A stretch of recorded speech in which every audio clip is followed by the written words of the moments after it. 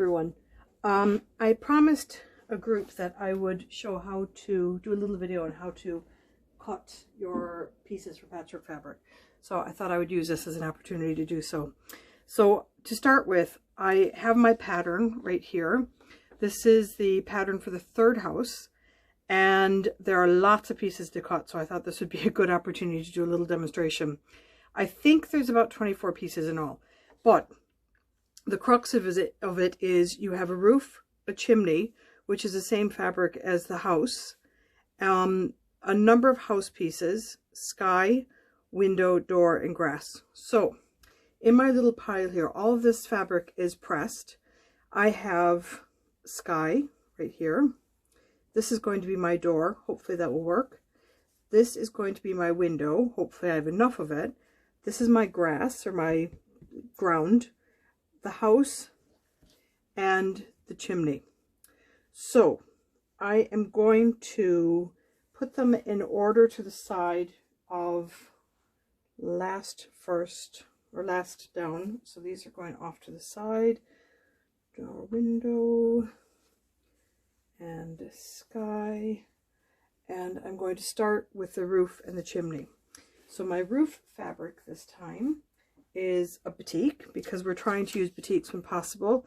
I'm going to refer to this, but it will probably be off on the side, so you probably won't see it.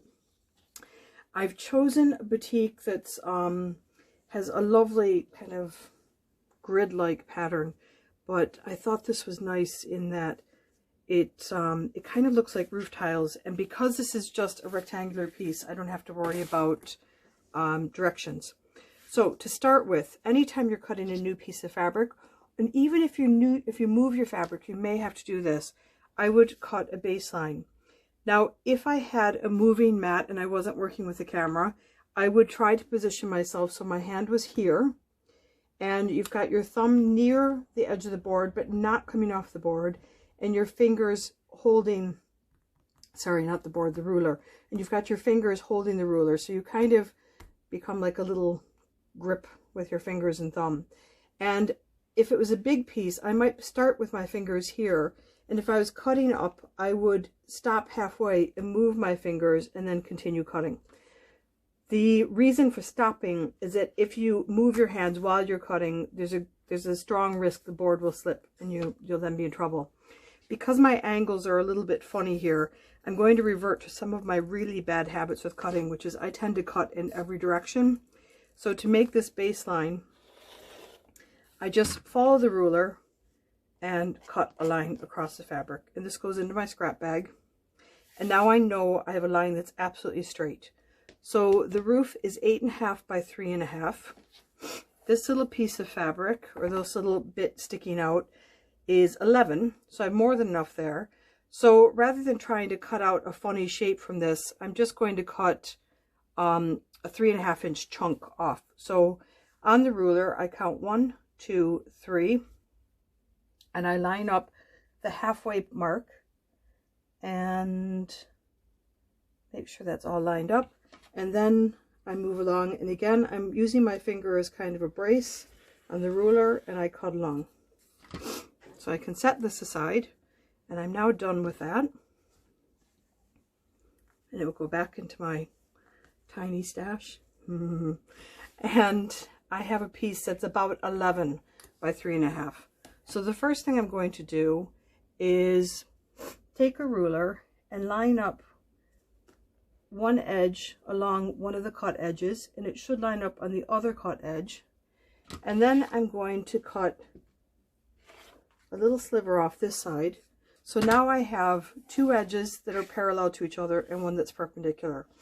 And from this perpendicular edge, I'm going to measure 8.5 inches. Now I'm quite lucky in that this ruler is 8.5 inches wide, so I just use the width of the ruler. If I didn't have that width, I would use the length of the ruler, so I would just turn the ruler. So to measure that, again, line up the top edge, line up the bottom edge, line up the side edge that you've cut, and then cut the next piece. This is kind of big for my scrap box, so I'll set it aside in the box of bits that might be used again. So that's my roof piece. all sorted. Easy, easy peasy. Now I've got the house to start. So to start with, let's see, I'm going to turn this way so I can maximize the longest piece here, I think. And the instructions have the height first and the width after. I've got a number of 1.5 inch pieces, and I've got one 1 inch piece that in terms of height. So what I'm going to do to start with is, again, cut a baseline along here.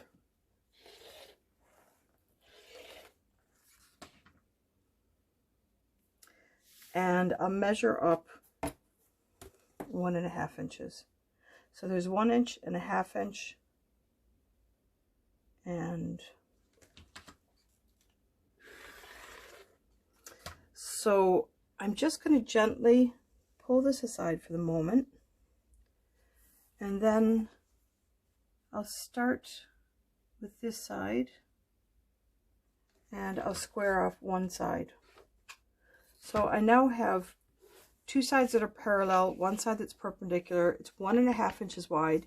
So the chimney is 1 by 1.5. It's 1 inch high by 1.5 inch wide, but that doesn't really matter in this context.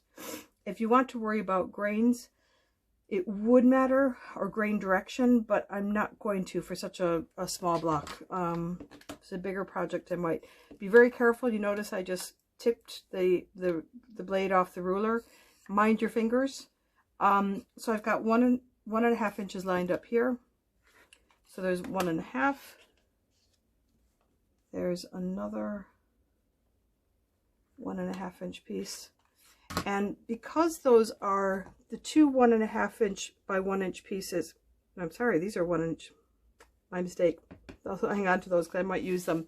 The chimney is 1 inch by 1.5. So I need to cut a 1 inch square. These are, crikey, they're tiny. What was I thinking? So this is 1 inch by 1.5 inch. And this is 1 inch by 1.5 inch. And those are the two itty bitty chimney pieces. And I'm going to put them off to the side here on top of the roof. So the roof was A, these two pieces are B. I'm sorry, the roof was not A, that would be Skye. The roof was C, the chimney was B. The house, the next piece is the house, which is D, which is 8.5 by 1 inch. I'm just going to scroll down here and see if there's any more 1.5 inch pieces. There's two house pieces, they're 1.5 by 2, and two house pieces are 1.5 by 1. So I'm going to do those first. So, and because I don't want to confuse myself, so 1.5 by 1.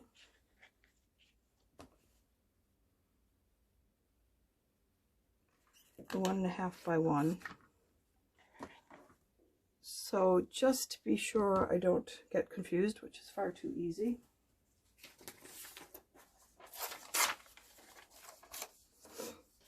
I'm going to make a note, find a pencil here,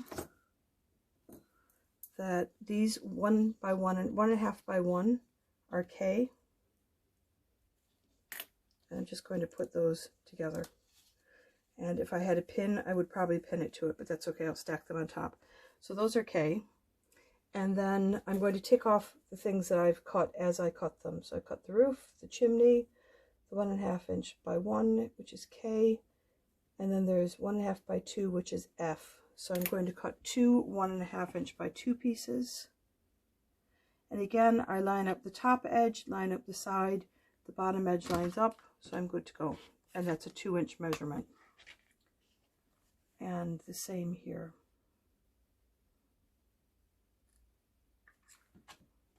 2 inches. So those two are 1.5 by 2 are F. So I'm going to put those on top of the F. That hopefully will prevent me from getting too confused. And let's see, do I have any more 1.5 inch pieces with the house? I don't. So the next length is 8.5 by 1 or 2 by 2. So I don't have 8.5 inches here, so I'm not going to worry about that. And that's just going to get set aside to be used later. I'm going to gently tease this over. I'm trying to handle things as gently as possible so it doesn't distort, because actually no, I'm going to have to trim this anyway. You can see there's a jagged edge here. I'll have to trim that, or I can go over here. So the next piece is 8.5 by 1. So 8.5 takes me here. And what I'm going to do is check and make sure the bottom still lines up, which with the moving around, it sometimes goes out of line. Now, it's pretty straight up to 8.5, so I'm going to leave it as it is. So what I'll do is I'll line up a 1-inch mark, and I'll cut along to just about 9 inches. So cut along to about there, and then I'm going to put this over, line it up in the other direction. So this piece is 1 inch wide, but it's probably a little bit too long. So I need it to be 8.5 inches. So as before, I'm going to use the width of the ruler, make sure everything lines up on both sides, which it does, and then cut on the other side. So this is 8.5 by 1, which would be the next piece in the set. So I'm going to just set it there, because I should be able to keep track of that. And that's piece D if you wanted to mark it. The next two pieces are 2 by 2, and there's an 8.5 by 1 1/4 and a 1.5 by 2 3/4. The scrap that I have of 1.5, I might be able to get that 2 3/4 out of it. So this is 1.5 inches wide. 2 3/4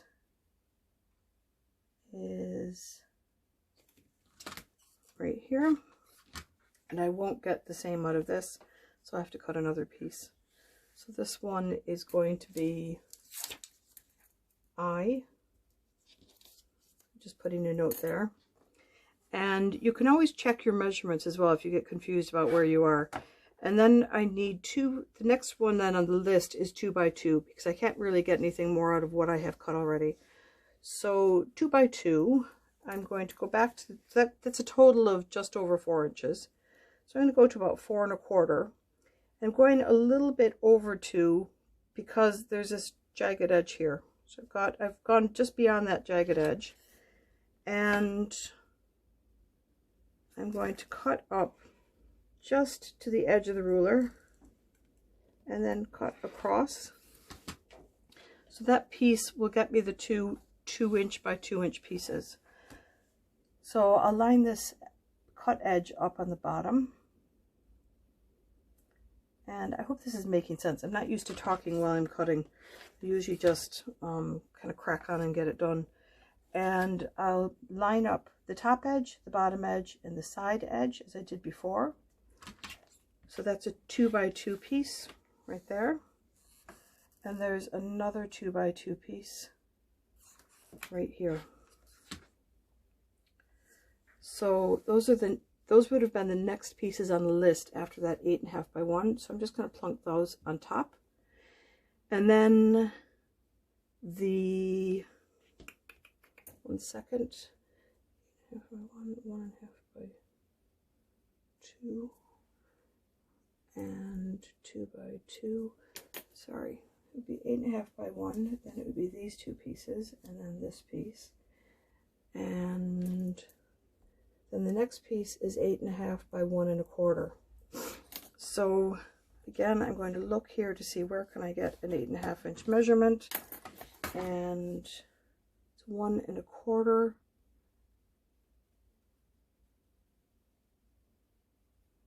by 8.5. So I'm going to go again to this edge. So again, I'm not sure, I might be out of your range now. I'm going to go to about 8 3/4 and just chop up there. So So this is 1 1/4, and then the 8 1/2. Line up both these edges with this edge, and that's piece H. I is 1 1/2 by 2 3/4. I've got one cut already, so I just need 1 1/2 by 2 3/4. Looking down at this little tail sticking off the edge, I think that will do me. So what I'm going to do, cut that, and I have, needs to be 1 1/2 by 2 3/4. So I've got a straight edge on the bottom, so I'm going to cut that off and square off one edge. So I've lined up the top and bottom here and here, and then turn this around. With such a small piece, it doesn't usually distort much when it's so tiny. It's the bigger pieces that when you flip them around, they tend to just twist a little bit. So that is 1 1/2 by 2 3/4, and this is the one I cut earlier. So they are I, so they go next on the list. And I'll then tick those off. And then K is the next house piece. That goes next on the list, or on the little stack over on the side. And L is the last piece, which is 2 inches by 2 3/4, and there's 2 of them. So 2 3/4 by 2 is 5 1/2. So I have loads here, and it's 2 inches, and I have a straight edge on the bottom here. So I line that up. I've got 1 inch, 2 inch, and I cut across. And I can now put this piece away. And again, goes into my tiny little stash. So I will first line up the top and bottom and square off one side. And I want 2 by 2 3/4. So I'm measuring 1, 2, and then each of these lines is a 1/4 inch. So 1, 2, 3.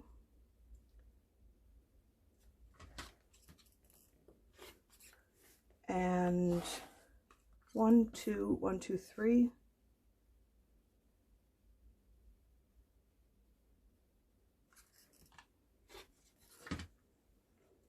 So that is L. So those are all of the house and chimney pieces, all cut and placed on top of the roof. I'm not sure if you can see that off on the side here. So the next on the list is Skye, and there's 3 pieces in 2 sizes on Skye. I've chosen this lovely kind of lavendery color for my Skye. And so first I kind of gently drape this or fold this across the table so I can get to what I want to cut. And I'm going to use this edge, I think, as my starting point, because these pieces are 7 1/2 inches wide and 9 1/2 inches tall. If I was worried about grain, I would think about how I was cutting these, but I'm not going to worry about grain. So I'm just going to cut them from the same length. So what I said this before, so just to explain that, if you look at this fabric, if I pull it this way and I pull it this way, you can see there's more stretch in this direction than there is in this direction. If I was being really careful about how I was piecing something, I would ensure that all the pieces that were going, let's say they were going right to left, were always had the stretchier side, and all the pieces that were going up and down, the up and down was always this less stretchy side. So based on that, the stretchier side is here. So I would be cutting my strips for the Skye up and down this way, and I'd be cutting my pieces for the Skye on top of the roof up and down this way, and for the Skye to the sides of the house up and down this way, because then I'd have the stretch in the same direction on all the blocks. But I'm not going to worry about that. We don't usually worry about that in patchwork. I do sometimes think about it, and sometimes I think, yeah, life's too short. So I'm cutting about 10 inches, and I'm going to need a piece, 2 pieces that are 2 inches wide, or long, or high, I should say. and one piece that's 1.5. So that's a total of 5.5 inches. So I've got 10 inches going across. And I'm then going to, and as I said, a lot of this is really bad habit. Like cutting this way, you shouldn't do that. But it's one of those do as I say, not as I do. So then this ruler has a 1/2 inch. So be careful if you have a ruler that has that. I need 5.5 inches altogether. So I'm going to cut a little bit more than that to give myself wiggle room. So I have 1, 2, 3, 4, 5.5 takes me to this mark right here. So I'm going to hold the ruler and just go just beyond that mark. And I don't need this little scrapping at the bottom. So I'll set that aside. And I said I was going to go to just beyond that mark. And I can kind of gently pull this aside, which will help me. And I can now see 1, 2, 3, 4, 5.5, 3/4. So I have a little bit extra. And I line up this edge here because I'm now going to cut this edge, which is perpendicular to it. Okay. And I've got a little bit of a tag there. So this is why when you pull apart the pieces you've cut, it's worth being a little bit gentle, because sometimes you can miss a corner or you might have a little notch that didn't cut. In which case, if you tug, you're going to pull it and distort it. So if you're kind of gentle pulling the things apart, then even if something isn't cut all the way through, it's less likely to be problematic. So I'm going to put that aside. And I have 10 inches and I need 9.5 inches and 7.5 inches. So I'm actually just going to cut the strips and then I'll cut the appropriate length off of them. So I need, they're all 1.5 inch strips, actually. 1.5. Sorry, I made a mistake there. I didn't need 5.5 inches at all. It was only 4.5 inches. My apologies. Brain isn't working too well today. So there's the first 1.5 inch strip for the Skye, and that's going to be 7.5 inches wide. So if I turn it this way, so I have the cut edge over here, and 7.5 inches, 1, 2, 3, 4, 5, 6, 7.5.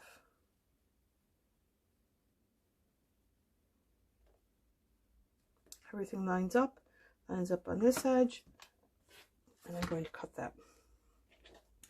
So that's a 7.5 inch. And then I have two pieces that are 9.5 by 1.5. I think I got the 2 inches looking at the size above, so my apologies on that. I hope that doesn't cause any confusion.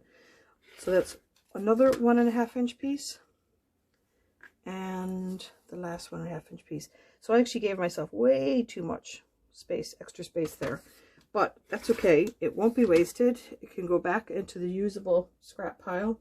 So there's a tiny little sliver pile, and then there's a usable scrap pile. So what I'm going to do now is show you how to cut multiple layers.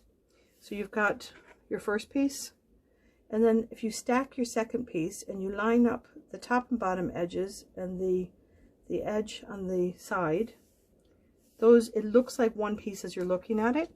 You can now say, I have to cut 9.5 inches off of this. So 1, 2, 3, 4, 5, 6, 7, 8, 9.5. You can see there's 9.5 written there.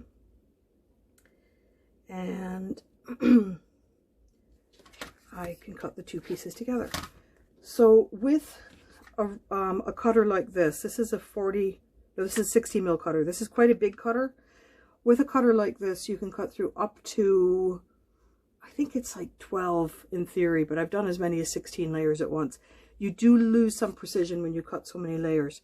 With a normal size cutter, which is 45 millimeter, and I don't actually have one to hand right now, you can normally cut through up to 6 to 8 layers. Again, be careful, because if you make a mistake with your cutting, you've made 6 to 8 mistakes at once. Whereas if you do it one at a time, you'll only make one mistake. And you don't need to ask me how I know, because I've done it many times. So moving on, the next section is the windows. And there's two different sizes of windows. There's 1.5 by 2 and there's 1.5 by 2 1/4. So I've got this really queer shaped piece of scrap, and I'm going to just start with cutting a baseline across the bottom, and I'm going to then, let's see, 1.5 by 2, 1.5 by 2 1/4. Do you know what? I'm just going to cut across 1.5. So I'm not going to end up wasting that tail, but it's probably the easiest way to do it. So let's square off one end.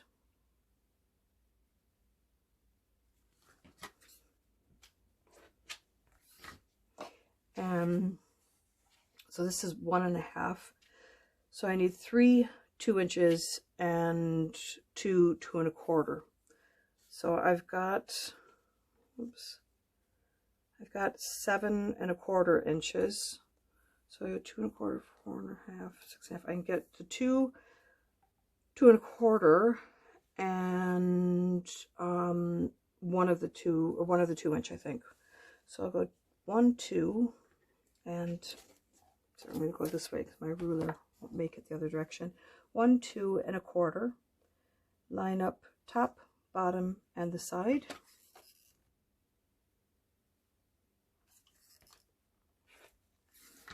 And the second 2 1/4.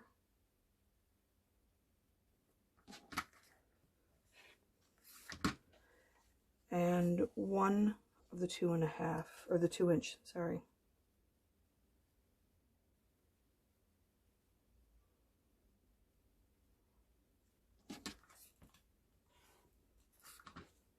Okay, so 2 1/4 are done. So I have one of the 2 inch pieces, and I need 2 more. And just because I'm here, I'm going to stay in the same direction. So I'm going to cut just a little slot out of this, which is how I end up with these little queer shaped pieces of fabric. And gently pull this off. And again, I've still got the corner caught.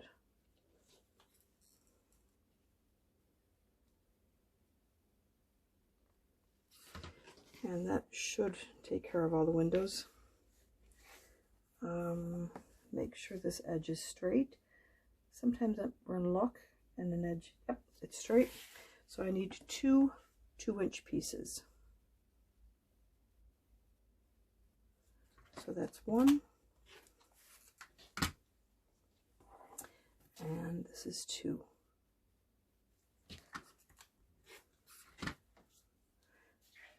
So those are the windows done. So I'm going to put the shorter windows down first, and then the next size, because I'm putting them all in orders there on the sheet. And I'm going to take those off, and I have only 2 pieces left to cut. Put this aside, my little queer shaped scrap, which will get used in another project again. And at the door and the grass. So the door is 1.5 by 2 3/4. It's really tiny. If I'm looking at this, oh yeah, I can get a nice stripe. So I'm going to cut this so to kind of take advantage of the stripes. So the door is going to be 1.5, 2 3/4 is the height. And let's see. So to start with, I'm going to cut a 2 3/4 chunk off this, and I can work out how I want to cut this. 1 2 3/4. My edge at the bottom isn't square, so I'm going to go up a small bit. And I've given myself a little bit extra to play with.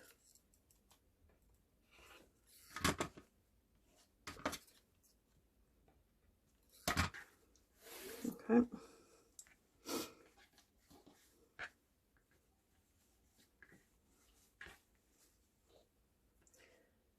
So there's a notch on the bottom there. So first I'm going to square off the top. And 1 2 3/4. And this, I'm kind of introducing fussy cutting in a queer way. So fussy cutting is kind of cutting your shape to take advantage of the print. I'm actually going to see if I have a small ruler here. It'll be a little bit easier without maneuvering around this giant ruler. So the piece is the right height now. I want the stripes going up and down, but it's a pretty tiny piece, so I'm not going to get much of those stripes. So the door is 1.5 inches wide. So 1.5 inches is this width right there. So, but I'm only going to see 1 inch of it because 1.5 or 1/2 of an inch are seam allowances. So if I position it like this, I'll get that stripe right down the middle, but I need 1/4 inch on this side. So that's not really going to work. So if I think of it this way, I take a couple scraps, this you've got your 1/4 inch here on the side, and you need the ruler, you need that bit added to the side, and you've got 1/4 inch on the other side. So it's going to be 1.5, so that's there, and this is the 1/4 inch on the other side. So that's what you're actually going to see. Actually, that's not bad if I go right to the edge. So what I'm going to do is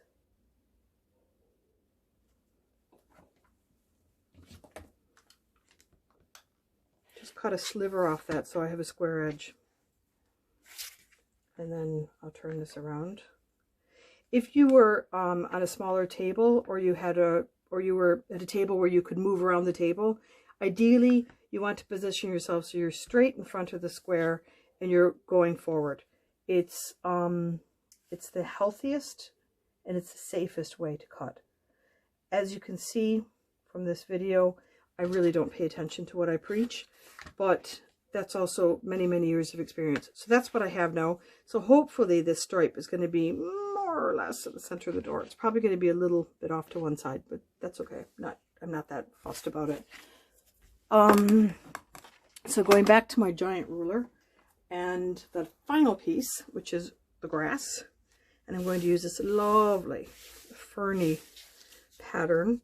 So it's 10.5 inches by 1.5 inches. I might have it here. I'm going to measure that and check. 10.5 inches would be allowing a tiny bit extra on the side. 10.5 inches would take me to here. So if I was going to use this edge, I'd have to take into account that I've got a slit here, and I'd have to cut that bit extra up there.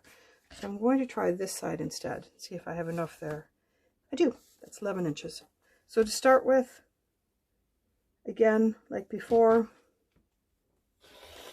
do a baseline, and then I'm going to cut 1.5 inches. So I've got 1 inch, and then 2/4 inches is a half inches. And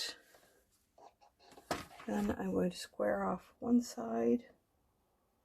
So I line up the top and bottom edge, square that off, and then I measure, there's 10.5. And when you just look at the number, be careful, because you could be going in the wrong direction. So it's always worth counting it off, or just being sure, okay, this is 9, 10.5.